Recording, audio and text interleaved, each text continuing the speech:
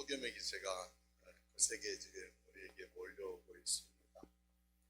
중부지방과 남부지방에는 또 지난 장마로 인하여서 많은 분들이 지금 어려움 겪고 있다라고 하는 그런 소식도 들려옵니다.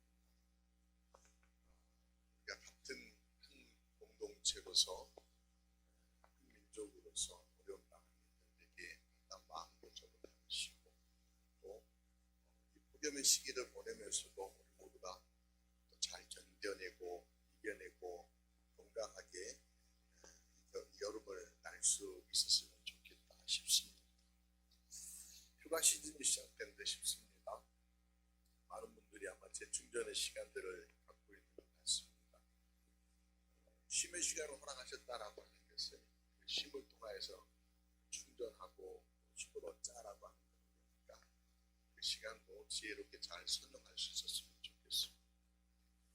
지난주에 우리가 나눴던 말씀, 예발산에 돌단을 쌓으라라고 하나님 말씀하셨던 그 말씀 새기면서 제가 한 주간 동안 슬로우 영상 좀 실천을 해봤습니다. 천천히 해보려고. 대표적인 걸로 제가 뭐 한다고 그랬었죠? 추월하지 않고 좀 천천히 가는 쫓아가 보려고 하고, 마트를 이번 주에는 못 가봤으니까 가급적이면 줄 서는 곳에 가서 너무 앞서거니 갈지 않으려고 그렇게 아주 소소한 거지만은 좀 시도를 해봤습니다.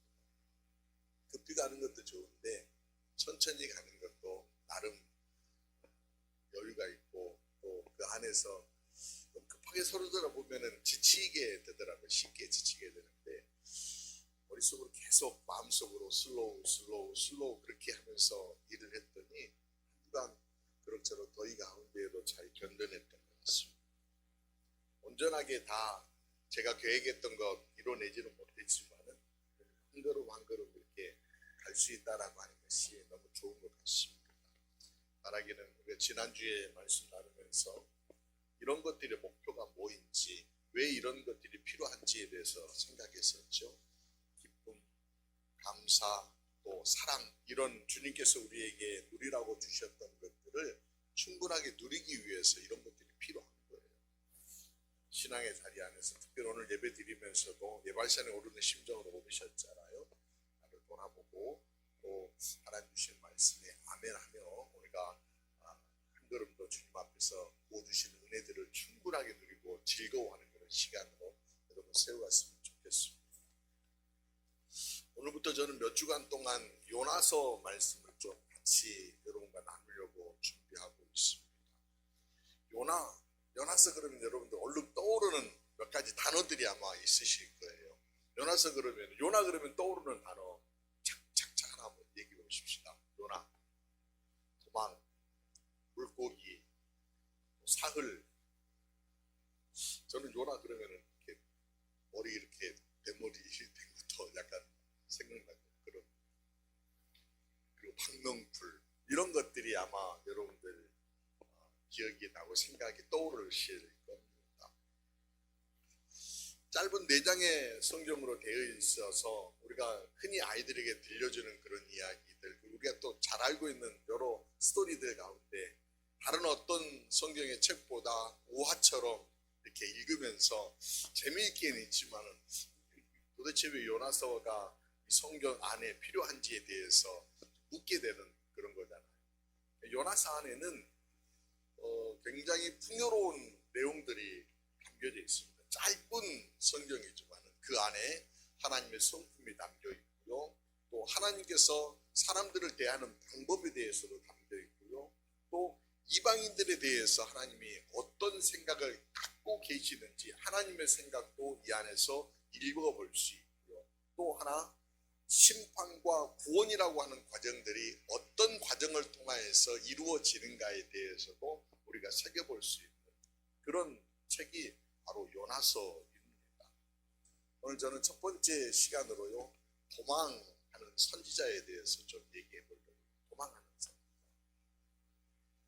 오늘 말씀을 좀 이해하려고 하면 요나에 대해서 좀 알 필요가 있잖아요. 요나가 활동했던 시기가 언제였는지에 대해서 우리에게 알려주는 성경 구절이 있습니다. 열왕기하 14장 25절 말씀 보시면은 이 말씀이 나옵니다. 이스라엘 하나님 여호와께서 그의 종 가드헤멜 아미떼의 아들 선지자 요나를 통하여 하신 말씀과 같이 여로보암이 이스라엘 영토를 회복하되 하맛 어귀에서부터 아라바 바다까지 하였으니, 열왕기하 11장에 나오고 있는 요 한 기절, 요때 요나가 어떤 활동들을 했는지에 대해서 구체적으로 설명은 없는데 요때 활동했다라고 하는 그런 얘기를 우리에게 들려주고 있어요. 요 시기는 언제이냐면요, 북왕국 이스라엘의 여로보암 2세, 여로보암이 두 명인데 두 번째 여로보암 시대에 아미떼의 아들 요나가 활동을 했다는 거예요. 그때 보니까 이스라엘 영토를 회복하되 하맛 어기, 그러면 하맛이라고 하는 것은 이스라엘의 제일 끝자락 위쪽 북쪽 지역을 하맛 어기라고, 지명이니까 여러분 참고하시고요. 아라바 바다, 그러면 아라바 바다는 사해를 얘기하는 거예요. 그러니까 북왕국 이스라엘 남유다와 북이스라엘이 갈라진 다음에 북이스라엘의 영토가 하맛 어기까지, 그리고 아래쪽으로는 여매 아라바 바다까지 이렇게 왕이 통치하던 그런 때, 그러니까 요나를 통하여서 그런 땅들이 여로보암 왕 때에 회복될 것이다라고 선지자가 들려줬다는 거예요. 그런 때였어요. 나름대로 번성하던 때, 북이스라엘 왕국이 나름대로 번영하던 시기에 요나가 활동들을 하고 있었어요. 오늘 본문 요나서 1장에는요 이렇게 시작하잖아요. 하나님의 말씀이 요나에게 임하니라, 여호와의 말씀이 임하니라, 이렇게 시작합니다. 다짜고짜 다른 어떤 설명도 없이 그냥 여호와의 말씀이 요나에게 쫙 임했다, 이렇게 말씀이 시작합니다. 여러분, 하나님의 말씀이 내게 임했다, 이건 어떤 굉장히 좋은 건가요? 아니면 좀 부담이 되는 건가요? 말씀이 임했다라고 하는 것은 편안하게 살려고 하신다라고 하면 말씀이 임하지 않는 게 좋아요. 말씀이 임하는 순간 뭔가 결단을 해야 되고, 말씀이 임하는 순간 삶의 어떤 방향들을 기존에 가던 방향에서 조금 방향을 틀어야 되는 그런 일들이 성경에 보면 많이 나와요. 대표적으로 여러분 우리가 알고 있는 아브라함 보십시다. 아브라함이 창세기 보면은 잘 살고 있었어요. 나름 잘 살고 있었어요. 그런데 하나님 말씀이 그에게 딱 임하니까요, 본토 친척 아비집을 떠나라 그러시는 거예요. 그 말씀, 떠나라라고 하셨던 그 말씀이 그에게 임하여서 결국 아브라함은요 길을 떠나는 거예요. 하나님이 이끄시는데 어딘지 알려주지도 않고 그냥 끌고 가시는 거예요.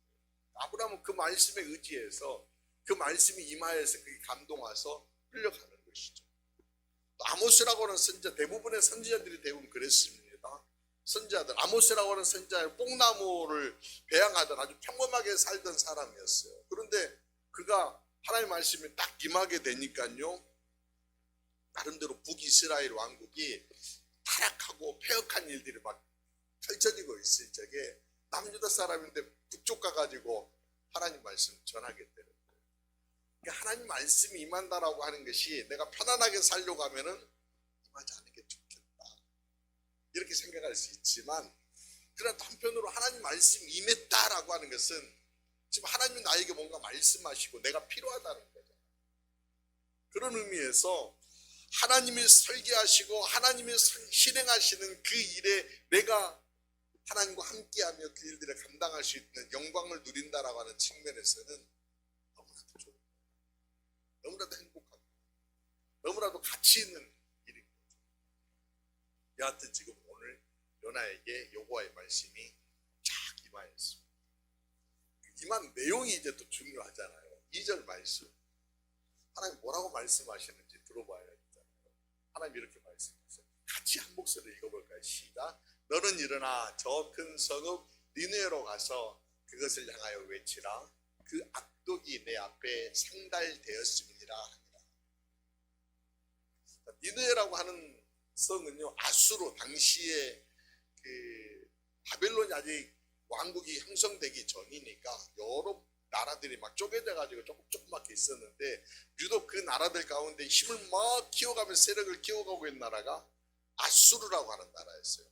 아수르, 그러니까 요즘 우리 얘기하면 시리아 지방의 그쪽 지역을 전체로 통해가지고 아수르라고 하는 나라가 세력을 키워가고 있는데 그 나라의 수도가 바로 니느웨예요. 니느웨에 가서 외치라는 거예요. 뭐라고요?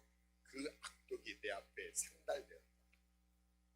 너희 악한 일들이 하나님 앞에 지금 다 전달되었다니까 요거 전하라는 거예요. 하나님이 다 알게 되셨어. 너네 큰일 났다. 이거 가서 전하라는 겁니다.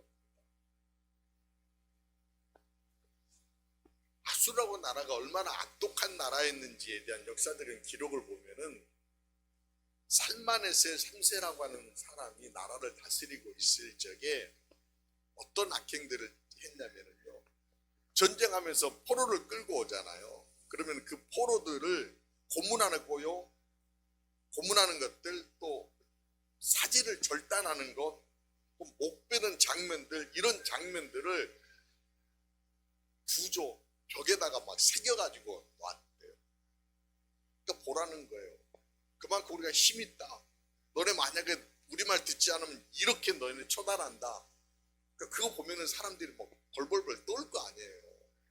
목이 베어지고 사지가 잘려나가고 고문당하는 그런 광경들. 그걸 공개적으로 다 드러내놓고 있는 나라가 야수라고 하는 나라였어요. 소름 끼쳐지지 않습니까? 그런 악독이 지금 하나님 앞에 다 전달이 됐다는 거예요. 그런 위협적인 나라, 그런 불량한 나라에 가서 하나님 말씀을 전해라, 외쳐라. 자, 일반적인 선지자라고 하면은 어떻게 하나요? 네, 알겠습니다라고 일어나서 가서 하나님 하라시니까 할 법도 한데, 요나는 어떻게 합니까? 3절로 이어지는데 3절 앞부분에 딱 보면은요, 빨간 부분을 제외했어요. 그러나 요나가 여호와의 얼굴을 피하려고 일어나 다시스로 도망하려 하여 욥바로 내려갔더니. 그러나 요나가 아무 말도 하지 않습니다. 그냥 하나님 말씀이 딱 2절에 딱 임해서 가서 외쳐라 라고 했는데 그냥 여호와의 얼굴을 피하려고, 피한다는 단어가 2번씩이나 반복해서 나옵니다. 지금 다시스, 요즘으로 얘기하면 스페인 지역이에요. 스페인 지역으로 배 타고 도망가려고 욥바라고 하는 항구로 지금 막 몸을 피해가지고 내려갔다는 거예요. 간단하게 지금 도망가는 거예요. 그러니까 하나님과 관계를 맺어 나아가는 방법, 하나님이 어떤 말씀을 주셨을 적에 그 말씀을 받아서 아멘으로 순종하는 방법이 있을 때이고, 아니면은 하나님 나 이해가 안 됩니다.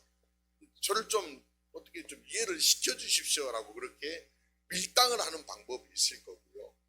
가장 좀 아랫 단계가 이게 도망가는 거 아닌가, 저는 그렇게 생각이 됩니다.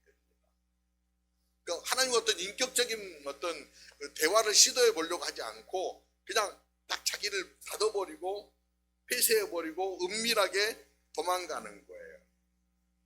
여러분, 죄를 범할 적에도 그러잖아요. 죄를 범할 적에 하나님 저 죄 짓습니다라고 죄 짓는 분 혹시 계시나요? 그런 인생 없어요. 다 은밀하게 모르게 딱 가서 몰래 범죄하는 거예요. 그런 것처럼 도망이라는 것도 하나님과 어떤 밀당을 해본다든지, 실제로 밀당하는 얘기들이 굉장히 많이 나와요. 성경 안에는. 하나님이 부르셨을 적에, 기도원을 부르셨을 적에도 나는 뭐 그렇게 싸움에 능한 자도 아니고 내가 뭘 어디 가서 저 사람들 미디안 사람들하고 전쟁합니까? 그렇게 도망하려고 했고, 모세라고 하는 사람도 그러잖아. 하나님 부르셨을 적에 출애굽기 14장 보니까 이런 얘기예요. 나는 주여 보낼 만한 자를 보내소서 라고 이렇게 얘기해. 나는 말하는 것이 둔한 사람입니다. 이렇게 얘기를 해요. 그러니까 이런 어떤 밀당의 이야기들이 있다라고 하는 거예요.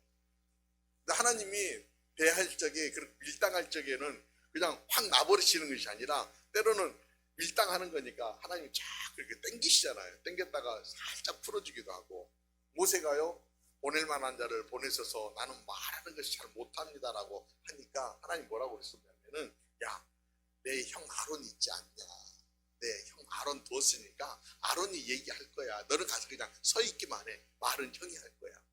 이렇게 지금 하나님이 싹 그렇게 땡겼다 놨다 땡겼다 놨다 하시거든. 근데 요나는 그런 거 없이 그냥 하나님 얼굴을, 여호와의 얼굴을 피하려고, 그러니까 하나님의 의견에 전혀 동의하지 않는다, 난 그래서 그냥 말하지 않겠다 라고 얘기하고 그냥 도망가 버려. 격한 거죠. 왜 이렇게 했을까요? 왜 이렇게 했을까요? 여러 가지 어떤 아마 추론들이 가능해요. 우리가 요나가 아니니까 요나의 마음을 제가 어떻게 알아요? 이렇게 얘기할 수 있잖아요. 그러나 여러분들 요나의 마음이 한번 들어줘 봅시다. 내가 한번 요나가 돼가지고 이런 상황에서 한번 나는 어떻게 할까? 나는 안 도망가고 하나님과 밀당할까?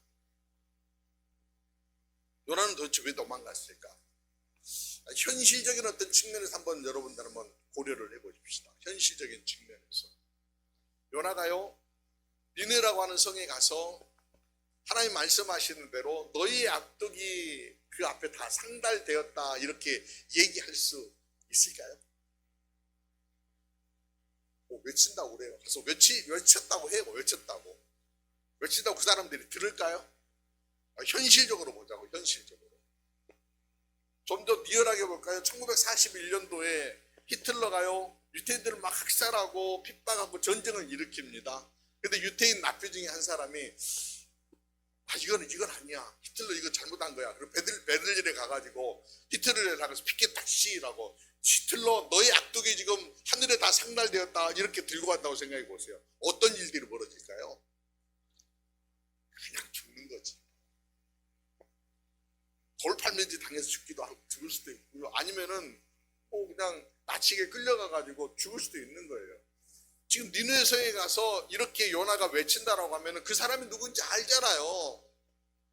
요나라고 하는 사람은 저 북왕국 이스라엘에서 온 사람이야. 하나님의 이름을 가지고 하나님이 누군데? 우리 악독이 상달되었다고?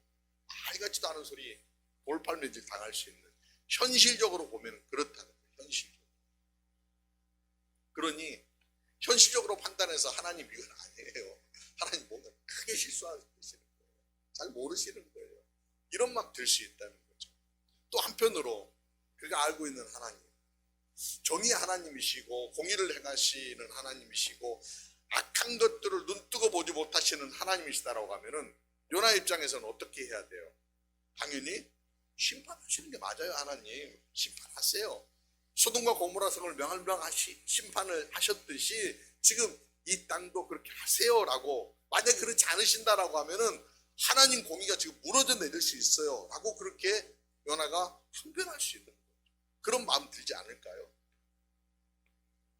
저는 충분히 요나가 그렇게 생각할 수도 있을 법해요.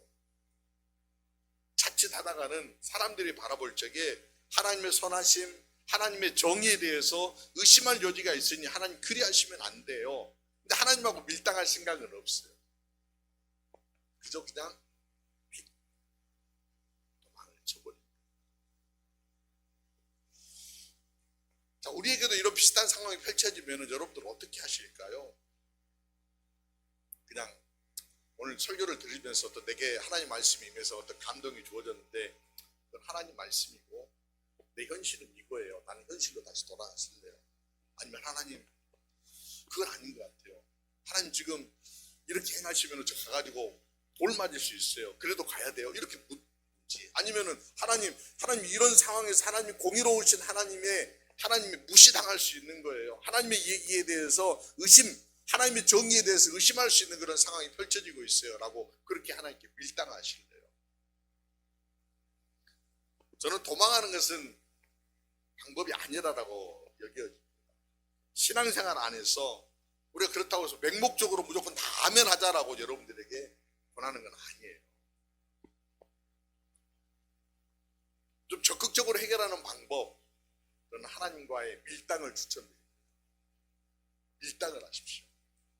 하나님과 씨름을 하십시오. 하나님 말씀 앞에, 하나님 말씀이 내게 주어졌을 적에 그 말씀을 붙들고 내가 씨름해 보는 거예요. 마치 야곱이 야복나루에서 하나님과 씨름하였듯이 끈질기게 묻고 답을 구하기 위하여서 기다리고 또 하나님 주시는 말씀 듣고 하면서 밀당을 해보자는 거예요. 근데 요나는 지금 그런 흔적이 전혀 보이지 않습니다. 그저 자기의 어떤 판단에 따라서 몸을 움직여버립니다. 자기 판단에 따라서 몸을 움직인다라고 하는 얘기는 결국 하나님을 밀어내는 것이고 자기 중심으로 생각하는 것인데, 한편으로 볼 적엔, 제가 볼 적에는 하나님 밀어내는 그 순간 그는요 그 삶 안에서 방치되는 거예요. 방치되는 거예요. 방치되는 거예요. 마치 자기가 의로우니까 나는 방치당하지 않았어 라고 생각할 수 있겠지만은 결국 하나님을 밀어내는 순간 자신은 방치당하는 꼴이 되는 것입니다. 아담과 하와가 그랬지 않습니까? 아담과 하와가 그랬어요. 여러분 창세기 2장 16절에서 17절 말씀 보면은 하나님이요 아담과 하와에게 이런 명령을 하세요. 여호와 하나님이 그 사람에게 명하여 이르시되 동산 각종 나무의 열매는 내가 임의로 먹되 선악을 알게 하는 나무의 열매를 먹지 말라. 내가 먹는 날에는 반드시 죽으리라 하시니라. 각종 나무 열매를 먹어도 돼요. 선악을 알게 하는 나무의 열매는 먹지 말라. 먹는 날에는 반드시 죽는다 그러셨는데 그걸 먹으면 왜 죽는지를 말씀 안 하시네요. 혹시 아시는 분 계세요? 그게 안에 좀 안 좋은 어떤 알레르기 반응이 일어나는 어떤 요지들이 있는 것인가요? 아니면은 그 안에 어떤 독이 숨겨져 있는? 하나님 말씀하지 않으세요. 하나님 말씀하지 않으시고 그저 먹지 말라 이렇게만 말씀하세요. 먹지 말라. 그 먹지 말라라는 얘기를 아담과 하와가 받았다라고 하면은 우리같이 다시 또 밀당하는 것으로 돌아오면 하나님 왜 먹지 말아요? 라고 이렇게 아이들에게 물어본다라고 하면 애들은 당연히 그렇게 대답하지 않을까요? 근데 처음에는 하나님 말씀이니까 믿어. 하나님 말씀이니까 들어. 그런데요 사탄이 와서 욕을 합니다. 그리고 그 열매를 보니까요 어떻게 보여요? 어금죠. 뭐하지? 탐스럽기까지. 사탄이요 이렇게 얘기해요. 야 저거 보면 눈이 확 밝아진다. 확 밝아진다. 하나님이 야 너 눈 확 밝아지니까 먹지 마라 이렇게 말씀하셨다라고 내가 이해가 될 텐데 그런 말씀도 하지 않으시고 그냥 그렇게 말씀하시니까 결국 판단은 누가 하는 거예요? 먹을 것인가 말 것인가 내가 판단하는 거다. 근데 아담과 하와도 하나님께 어떤 것도 묻거나 하나님과 밀당했다라고 하는 것이 전혀 나오지 않아요. 차라리 그냥 말씀대로 잘 지켜냈으면 참 좋으련만 그러지 못하니까 결국 유혹에 넘어서 자기 속에는 옳은 대로 해석을 하게 됩니다. 그 해석 따라서 결국은 선악을 알게 하는 과일을 먹고 말아버리죠. 그렇게 시작한 거예요. 우리가 살아가는 날들 동안에도 끊임없이 이렇게 될 확률들이 많이 있다라고 하는 거죠. 자기 판단 안에서 자기 소견에 옳은 대로 그렇게 행하면서 이게 옳은지 그른지에 대한 검증 없이 그냥 걷고 있는 거예요. 심지어는요 짜 맞추기도 얼마나 기가 막히게 짜 맞춥니다. 요나도 지금 기가 막히게 짜 맞추는데 다시 3절 말씀 보십시다. 다시 3절 말씀 보면은 그러나 요나가 여호와의 얼굴을 피하려고 일어나 다시 도망하여 하여 욥바로 내려갔더니 딱 빨간 부분 마침 성경이 지금 우리에게 보여주고 있는 게 너무 멋지잖아요. 마침 다시스로 가는 배를 만난지라. 요즘처럼요 뭐 시간별로 다시스로 가는 배가 이렇게 있는 게 아니에요. 계절에 한 번 있을까 말까 한 배예요. 그런데 내려갔는데 마침 나 다시스로 가려고 그랬는데 배가 있네. 이거 뭐예요? 여러분 어떻게 해석하실래요? 야 하나님 도망가라고 길을 열어주셨네. 누가 해석하는 거예요? 내가 해석하는 거예요. 아전 인식적으로 해석을 합니다. 그렇게 행동을 하다 보니까 아니 지금 이렇게 봐도 하나님 말씀이 임하고 하나님 말씀 벗어나서 도망가는 것을 하나님 기뻐하실 전혀 없고 마침이라고 하는 건 이런 상황을 하나님이 연출하실 리가 전혀 없음에도 불구하고 요나는요, 마침 다시 들어가는 배가 있으니 저거 타고 또 도망가자. 그래서 다시 한번 여호와의 얼굴을 피하여 그들과 함께 다시 들어가려고 배싹 붙이고 배에 올라갑니다. 사랑하는 여러분, 오늘 여러분들이 다른 거 많이 이렇게 기억하지 마시고요, 우리가 살아가는 날들 동안 하나님의 자녀로 살아내기 위해서 미흡하지만 하나님과 밀당하며 하나님과 씨름하며 우리들의 믿음이 자라나고 또 겸손해지고 하나님의 뜻 따라서 걸어낼 수 있는 우리 모두가 될 수 있기를 주님의 이름으로 부탁을 드립니다. 그러지 못했던 사람들에 대해서 하나님 책망하시는 내용이 누가복음 18장에 보면 대표적인 대표 선수들이 두 부류가 나와요. 바리새인과 서기관. 누가복음 18장 11절 12절 보면 바리새인들이 이렇게 기도하는 내용이 나와요. 하나님이여, 나는 다른 사람들 곧 호세 우리 가늠하는 자들과 같지 아니하고 이 세리와도 같이 아니함을 감사하나이다. 나는 일에 2번씩 금식하고 또 소득의 11조를 드리나이다. 겉으로 보기에 굉장히 번듯하지 않습니까? 율법 따라 살아내고 있는데 바리새인들이요, 율법을 따라서 살아내고 있는 저 모습들 보면은 여러분 불의하지 아니하고 토색하지 아니하고 가늠하지 아니하고 심지어 2번씩이나 금식하고 일에 2번씩이나 금식하고 소득의 11조를 드리나이다. 안 드리고 안 행하고 그렇게 얘기한 것이 아니라 율법을 따라서 그렇게 행했다는 거예요. 여러분들 저런 모습 보면 야, 그래도 좀 괜찮네, 멋지네, 요즘은 어떤 우리 시각으로 보면은 그렇게 생각할 수 있잖아. 근데 주님은 저걸 인정하지 않으시잖아요. 근데 여러분, 인정하지 않는다라고 하는 것이 저거 하지 말아라 이렇게 말씀하지 않으셨어요. 여러분 오해하지 마세요. 바리새인들과 서기관이 하고 있는 저거 하지 말아라가 아니라 예수님께서 마태복음 5장에 보면 산상수훈 말씀을 하시면서 5장 20절에 이런 말씀하세요. 내가 너희에게 이르노니 너희 의가 서기관과 바리새인보다 더 낫지 못하면 결코 천국에 들어가지 못하리라. 더 낫지 못하다라고 하는 것은, 더 낫다라고 하는 것은 비교해서 바리새인과 서기관보다는 더 풍성해야 된다는 거예요. 낫다라고 하는 얘기가 헬라어로 보면 이렇게 넘친다라고 하는 그런 표현이거든요. 그러니까 바리새인과 서기관은 간들간들한데 너희는 그걸 축 넘어가야 된다, 이런 표현인 거예요. 도대체 그러면 어떻게 저 사람들보다 행위로 더 나은 모습들을 보이면서 살아나는 얘기인가? 금식은 일에 한 3번씩 하라는 얘기입니다. 10의 2조를 하라는 얘기입니다. 여러분, 그런 것이 아니라요, 그들이 그걸 행하면서 품었던 생각이 뭐예요? 바리새인들과 서기관들이 가졌던 마음들이 뭡니까? 그 중심은 하나님을 향하여 서지 아니하고 껍데기만 그렇게 가고 있는 거예요. 껍데기만 가고 있으니까 그 껍데기를 가지고 누군가를 정죄하고 그 껍데기로 인하여서 자기가 잘났다라고 이렇게 표현하는 것에 대해서 주님은 옳지 않다라고 얘기합니다. 기억할 것은요, 율법의 의로는 우리가 하나님 앞에 의롭다 인정받을 만한 사람이 한 사람도 없다고 그랬어요. 율법의 의로가 아니라 은혜의 의, 하나님의 은혜의 의로 우리가 하나님 앞에 설 수 있는 거죠. 그러니까 내가 뭘 했기 때문에 하나님 앞에 서는 것이 아니라 은혜로 하나님 앞에 서 있는 거예요. 그러니까 하나님 앞에 설 적에는 내가 뭘 자랑하고 드러냈고 할 게 한 개도 없는 거예요. 저나 여러분이나 지금 하나님 앞에 설 적에는 모자라지만 내가 하나님 앞에 은혜로 섰습니다. 그래서 감사하게 되고요. 그래서 더 겸손하게 되고요. 누가 더 낫고 내가 더 낫고 누가 못 낫다 이런 얘기 할 것이 아니라 그저 내가 하나님 앞에 서 있는 것 그 자체만으로도 감사가 되어지는 거죠. 그런 마음으로 하나님 앞에 서라라는 거예요. 그런 마음으로 하나님과 밀당하자는 거예요.